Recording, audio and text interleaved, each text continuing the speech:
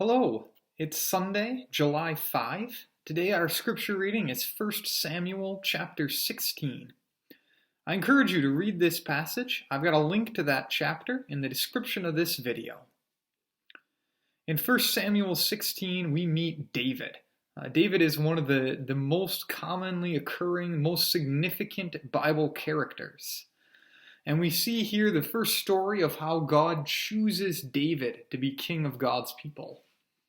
Here we get this interesting insight into the mind of God. And God says that he doesn't judge people the way that we tend to judge people.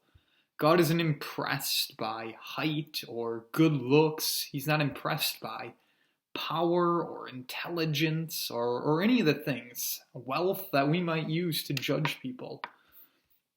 God is looking at the heart. God is looking for people who want to follow him. God is looking for people who will do what's right and try to do what's right. And he sees that in David. But even then, let's be careful. Let's not think that God chooses David because David somehow deserves it. David is still a very flawed individual. David is still sinful. David does desire to serve God, and David does do many good things in God's service. But God choosing David isn't about David being so great. It's about God's love for David. And God is going to help David, and God is going to use David. In the same way with us, absolutely, we should desire to serve God, and we should work as hard as we can to follow God.